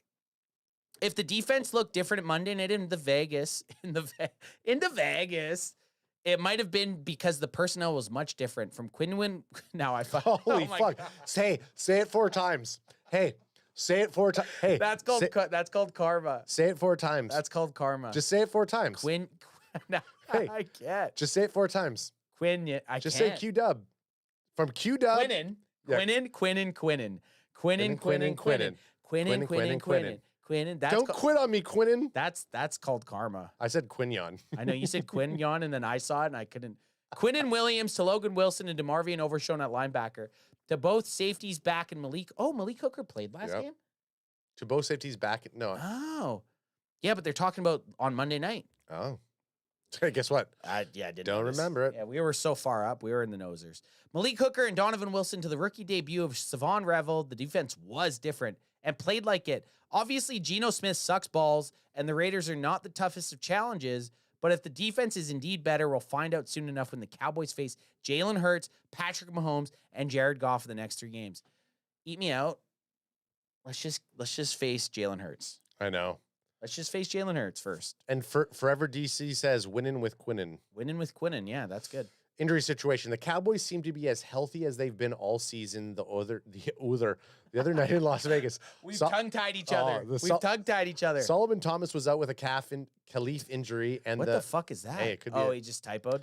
Could be out with a calf injury, and he could be hard-pressed to return for this game. The Cowboys have some quality depth now at tackle, and Perrion Winfrey has been activated to the roster, meaning he could be another option as backup tackle in needed. The Cowboys were able to escape the Raiders game fairly clean injury-wise, which is vital on a short week with an even shorter week to follow. Yeah, but he keeps looking into the future. I know. Hey, one game at a time. And now I just looked at it, AJ's board here, and it just stressed me out. Oh, is this the last one? And I think the fun one. Close it out. The Party Boys. We're the 2 best friends that anyone can have. We're the 2 best friends that anyone can have. We're the 2 best friends that anyone can have. CD and Pickens, whatever problems they might have caused before he let out with it. Before the game that led to their brief benching for the first offensive series, George Pickens and CD Lamb were way more problematic for the Raiders secondary. I got it all on record. That's my favorite soundbite, by the way. The duo, which could be considered the best in all of football. Oh, yeah. What do you think about that? Let's talk on it. Okay, so I think this is absolutely right. The way that they played against the Raiders, even we talked about it, they could be in the top 3 as a top 2 duo. Obviously facing off another top 2 duo in the NFL allegedly in AJ Brown and Devontae Smith. However, your running back isn't throwing to either of those guys. So CD and Pickens are, in my opinion right now, cooking and booking as the best duo in football. You booshed them. Yeah. You booshed them bad. The duo, which could be considered the best in all of football, lit up the Raiders, each catching a touchdown pass from Dak Prescott. Pickens and Lamb are just the 4th duo in NFL history with a pair of 500-yard receivers. In the first game against the Eagles, Lamb had 7 catches for 110 yards, but had at least 3 costly second-half drops, which is fact. Yeah, you could even say 4. Pickens had 3 receptions for 30 yards, but did draw a pair of pass interference penalties that led to scores. So Pickens' first game, he only had 3 receptions for 30 yards. I know. Or you think that's happening again? No. Not a chance. No, not a chance. What they're gonna do is they're gonna take their matchups a bit, and they're gonna. I think in the first game against the Eagles, they kind of gave CD all those matchups, but I think they're gonna mix them up a bit. Oh yeah, because we know there's a weak spot. Eagles. I think this game we're gonna see Jake Ferguson and Flanoy eat a bit more, because I do think that the Raiders. I do think that there's enough tape this season to see what the Cowboys are doing with CD and Pickens together. Yeah. For like Vic Fangio to draw something up to kind of address it. So I actually think Williams is going to have a pretty dominant game. I think if the Cowboys can actually ground and pound and start to establish the run, I think that's going to help the throwing game. I see CD and Pickens still getting out there and having big plays, but I can't see either of them having like, I can't see them together having, okay, well, I'll wait. You wait for my boldie. Fucking love it. Okay. Because I'm going completely against what you're saying. Talk to chat. I got to pee. Nick, eat me out, Eatman. Those are, we love it. Where's my, that's right there. Nick. Love it. I'm pretending to be you. He's sneezing. I'm sneezing. He's sneezing out there. That's not what I was doing. Okay. He grew up with brothers. He likes it rough. This is the time in the chat where we're about to go into the power rankings. We're going to take a look and see where the Cowboys are. And then we're going to finish off with bold predictions and score predictions for the Sunday game. Again, if you have not yet set an earmark for being with us live on Sunday, go ahead and do it. We purposely did not go to this game in Dallas so that we could be live on stream with you out there right now. And that's fact. When we were looking at the schedule, we're like, holy shit, Cowboys play Eagles in Sunday to Thursday. Like, should we just fucking fly in and take a look and go to both of those games? This is too big of a game, not only for the Cowboys, but for our stream. We do have a lot of Eagles fans who love to be in chat. R2J2, I'm looking at you. So for us to not be here for this game is, I actually don't know. I've been live in person to an Eagles Cowboy game back in 2018 when the Cowboys won in overtime. And just got Amari Cooper. So right now I am 1-0 for being live in AT&T Stadium watching the Cowboys play the Eagles. The coolest thing about that is that was the season they traded for Amari Cooper. Yep. Then they were 3-5 at the time. Yeah, we won in overtime. And the Cowboys ended, the Amari Cooper touchdown. They ended up making the postseason, which is pretty cool. And is it tough? I mean, it's kind of similar. There's some similarities to that with the Williams trade, but during that time, like the Cowboys were in a very similar position with their record, and then all of a sudden they make the trade, and it happens. And the best part about that is they traded for the biggest position of need that year, which was they needed a wide receiver. This year they needed a run stopper. Okay, so now I'm already suspect with Ed Cuckholm's fucking power rankings. Look what this image on the screen is. It's a Cowboys image on his power rankings. You can't be giving them that much. What were they last week? So we were like 23 or 22nd or something like that. I think you got it back-to-back weeks at 23. We were close. It was somewhere on. I don't know if AJ writes it down. He doesn't write it down. I think we made anyways, doesn't really matter. I think they'll say, but I want to say they were 23 back-to-back weeks because Bandwagon Bob has said 23. Yeah. I'm not going to look at chat in case someone spoils it right now. So, what do you think where do you think they are? I get first pick. Yeah. Because you want to. I want to gauge. I'll do it. 17. You think they jumped up 6 spots? Yeah. Cowboys are 17. I'm going to say 19. Okay. Which is still a pretty big jump. No, I'm going to say 20. I'm going to say 20. Oh, fuck. Sorry, no. I had to change my mind. Okay. That gives you 3 spots. That gives me 3 spots. I went up higher because I saw this fucking image here. Is like, what a weird image to put. Maybe it's the algo. So NFL power rankings. This is Ed Cuckholmes. We fucking have hated him and his fucking. It's Eric. We always call him Ed because his Ed home. Eric Cuck Edholm, his power rankings. So we call him Ed Cuckholm, which I'll still take. Rams take turn in number 1 spot. Chiefs nosedive out of bye. Okay, so let's see what we got. We'll scroll through this. So number 1, Rams. Respect that. Here, let me boosh it in here. Boosh it in. Just so that we got. Oops. What did I just do? Oh gosh. What did I do? You just hit back. Ooh, no, go forward. No. Hit forward. Oh, I hit forward. back. Yeah, there you go. Oh, gotcha. Yeah. Get those sausage fingers. I know that's the issue. These Bessie sausage fingers. There you go. Right. Rams out. So the NFC West has done a little bit of jockeying because Seattle. I bet you Seattle's at 2. If the Rams are here, if they beat Seattle, Seattle's going to be 2. So they're up 1 to 1 or up 1-1. Seattle's going to be down 1-2. Okay. So yeah. So number 1 Rams. Who do we got? Watch. It's going to be Seahawks. Indianapolis Colts, finally. Yeah, finally. Okay, well, I like that they're getting some respect. Oh, you know what? We didn't do this during the bye week. So we're a whole week. Okay. Yeah, we did. We did a week. We did it last Wednesday. Okay, because I didn't think the Colts were up at 3, and now they're number 2. So Seahawks next? Yeah, so we got, okay. This is the funny thing, because we went to Vegas on Sunday, and we were drinking at the airport right away.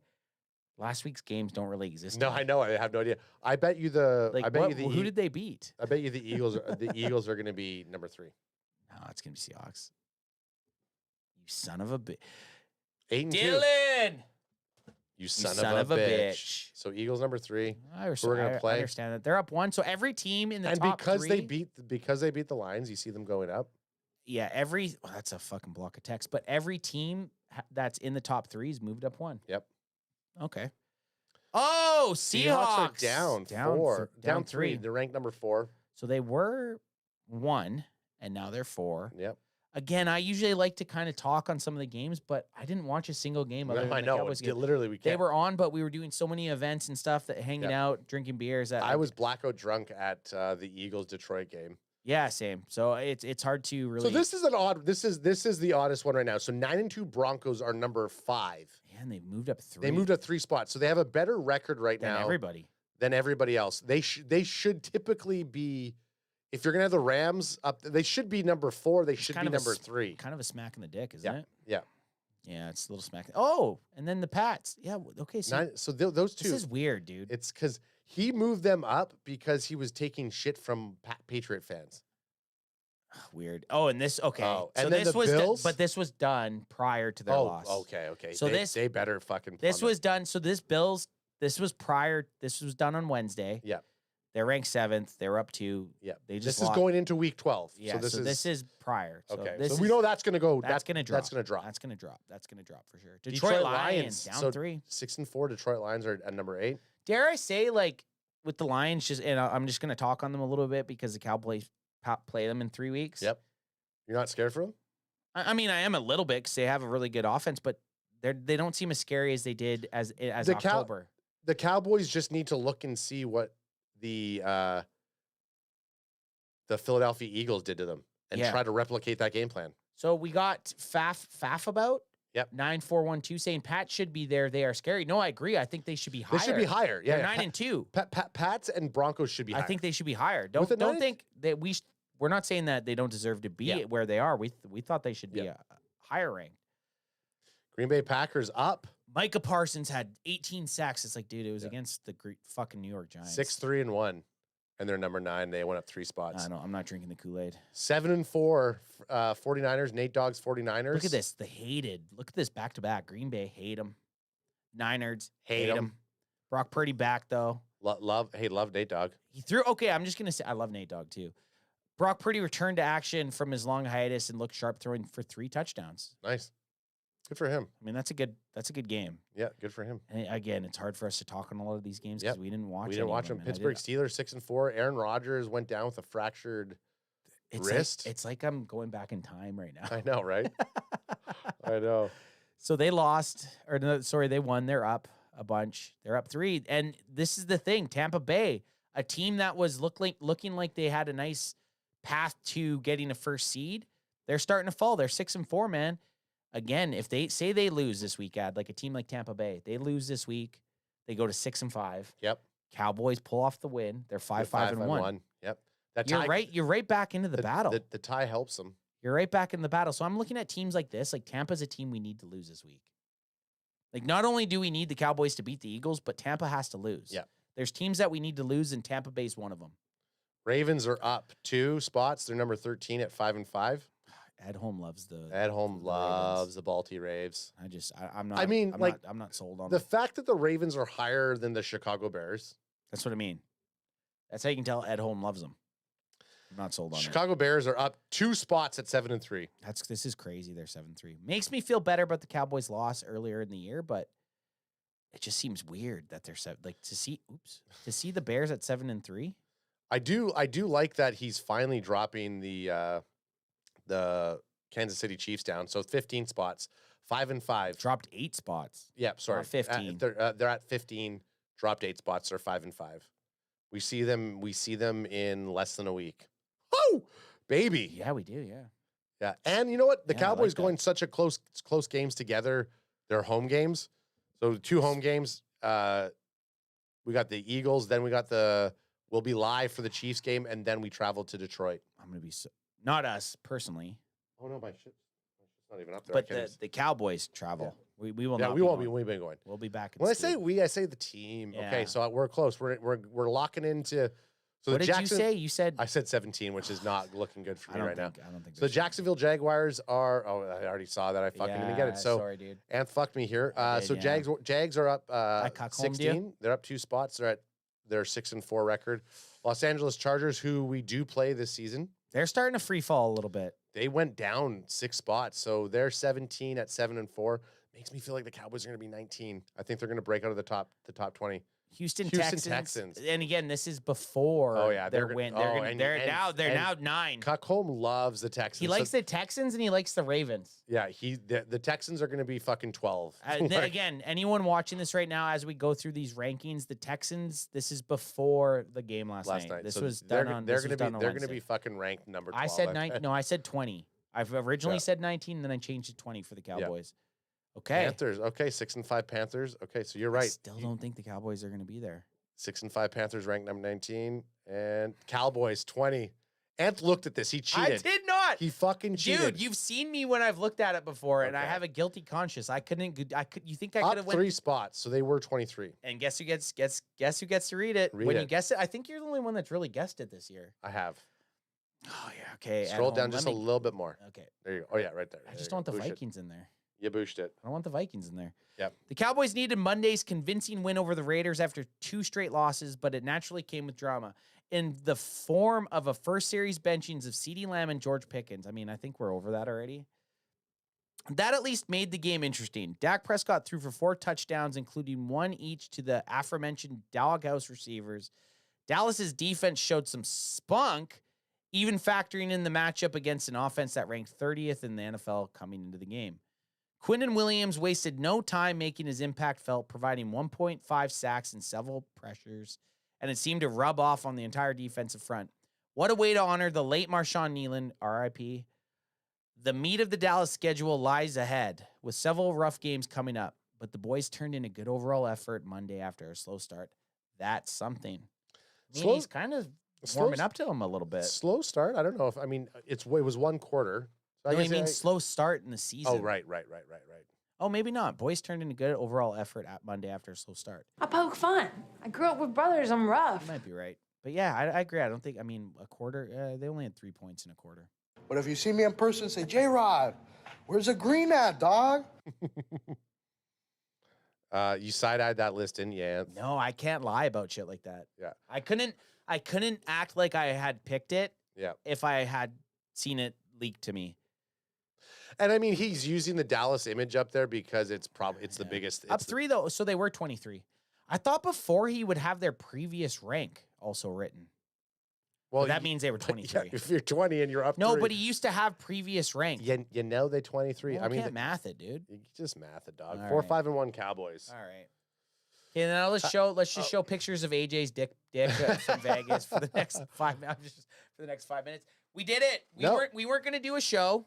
We didn't do AJ's. We almost forgot about AJ's. Okay. So AJ's storyline, and let's do let's do our boldies. Scores and boldies. So flip this up here. We'll at least be able to read it. We'll be able to at least read it this time. I forget what our 3 keys to success were, but yours was race to 20. Mine was target Adoree Jackson. So AJ's is going to be a defense one. 3 keys to success. You got to talk while I do this. So the 3 keys to success, and I think WayJ is going to say, getting at Jalen Hurts is going to be the key to success in this game. Sack him. So that's Q-Dub, that's KC, that's D-Easy. Get those boys in through that line, because right now with a hurt or a banged up Philadelphia Eagles offensive line, our boys Q-Dub, KC, D-Easy, JC, Jadeveon Clowney, get overshown out there. And you know what? Actually, so here's a good point too. Here's another key to success. You get one. This is I know. So getting to Jalen Hurts. Crack him if you got it. It's a bubbly, so it doesn't really count, but it's a bubbly. Okay. We talked about getting to Jalen Hurts. They didn't have anybody to spy Jalen Hurts in that first week. Now they got overshown. Now they got fucking overshown. I like that. Okay. I'm just gonna write bonus. Bonus Cube Spy Oves. QB Spy. Agent 0 QB Spy. Watch this. I'm gonna do it as a 0. Yeah. And again, I need yours now. Yours was mine was target Adoree Jackson. I don't know how to spell his name. Adoree, A-D-O-R-I, Jackson. Okay, that's how I spelled it. I just wasn't sure. I just made that up. I actually don't know if that's how you spell his name, but I'm guessing. So. And then mine was race to 20. Race to 20. Yeah. Look at how legible this is. I know. We can actually see what's going on here. Okay, now we need boldies, and we'd always do the score prediction first. Well, we do snake draft. So I'll go score prediction. So I got one. Score.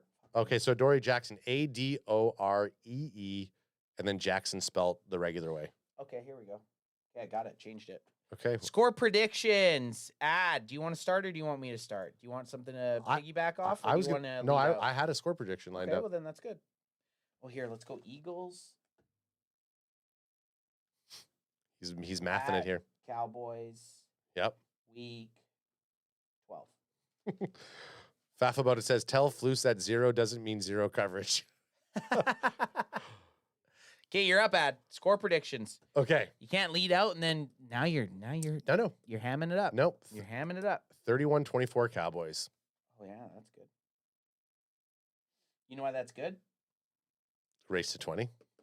No, it's just the Cowboys have the higher score. But 31-24, that's the prototypical race to 20. Yep. And in your mind, I mean, in your what you were saying, that's a race to 30. You win. Yep. It's going to be hard for the Cowboys to score 30 points. For me, I don't think the Eagles are going to score 30 points. So I got to go something in the realm of 27-24. 20. I'm going to say the Cowboys score 3 touchdowns and get 2 field goals. So 21 plus 6 is what, 27? The Eagles got to get close to that. I'm going to say they try to go for a 2-point win at the end. Don't get it. 27-26. Whoa. In an absolute possibly a scoregami. burner. I don't know if I've seen that. That would be a barn burner. Okay, 27-26. You already said it. It's written down. It's done. Yeah, I did. Yeah, and I get the Boldy. And you get the Boldy. I'll just give a couple quick score predictions here as you're about to say your Boldy. Jose Martinez says 37-24 Cowboys. Forever DC says 34-31. Obviously Cowboys. And then we can just refrain back to this and look, AJ, and oh yeah, and then you'll be able to see it. This. Faff about it asks, also, do you guys celebrate U.S. Thanksgiving up here? We do. Every year we go up to Dallas and we watch the Cowboys versus whoever on Thanksgiving Day. So we celebrate with Cowboy fans. So we don't celebrate it up here. We go down there. Sorry. I thought he said up here, but he's meaning up there. Yeah, we celebrate Canadian Thanksgiving on Canadian Thanksgiving. We don't celebrate American Thanksgiving. That's why we actually go up. Down to America. Fuck. All I was going to say is he says, do you celebrate it up there? No, we don't. We go to Texas and celebrate there. Yeah. We celebrate down in Texas. Faff about it also says 27-21 Cowboys. Just kidding. He says the Eagles. So it's 27-21 Eagles. Okay, I'm leading out with Boldies. Hang on. I got to give R2J2 some flash. Yeah. R2J2. Oh, boot. And then I got to give boots. Yep. So R2J2 says, I'm going an old school Eagles versus Cowboys score. It'll be 13-10 at halftime. And the Eagles get a fourth quarter score to win 17-13. Kind of a Boldy and score. Yeah, that's a good. Which I respect. Bookmark that. Boots on the ground. Eric says Cowboys 40-17. Oh, I like that. Write down Boots. And Boots, we expect you to be on the pregame, okay? Okay, let's get your Boldy there, Anth. I've been S-ing Dak's D all season, and I feel like when I don't do a big Dak one, he plays better. And then I know I have nothing to do with the turnout of the game, but it's just how I feel. I'm going Javonte Williams. Javonte Williams. You fucking dirty bitch. Is that what you want to do? No, go for it. No. I'm going to go away from it then. I'm going to go back to the defense. I'm going to go to the defense, and I'm going to go with my guy, DeMarvion Overshone. I'm going to do a little bit of a parlay. Okay. Because that's what I was doing a parlay too, so I'm glad. Demo. Yep. 1 interception.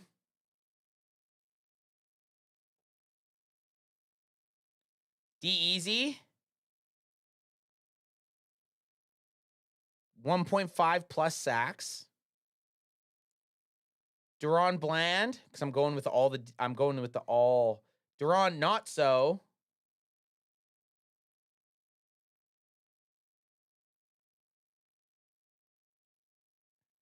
I want to just say 1 interception, but I don't think it's bold enough. But I think it is if I. You don't want AJ to fucking but Demo check has you? an interception. Yep.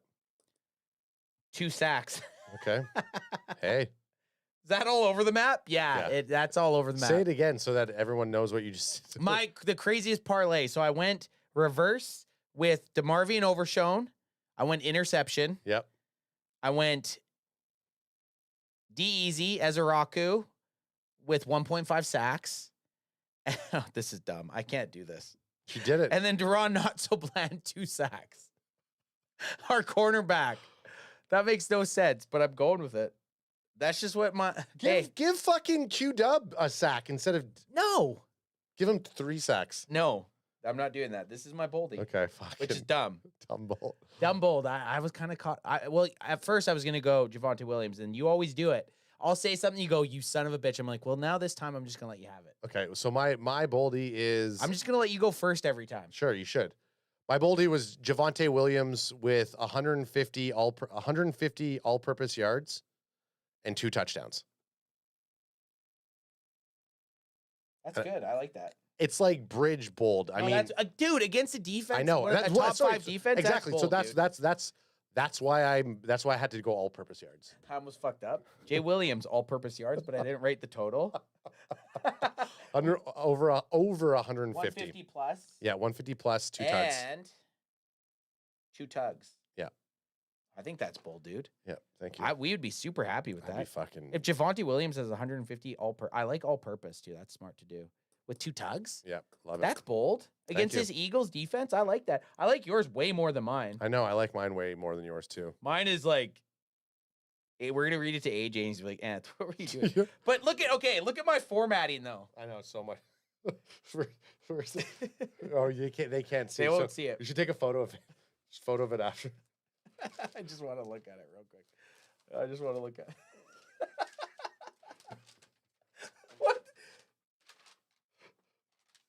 What is that? Okay, anyways, doesn't matter. It's just fun to look at.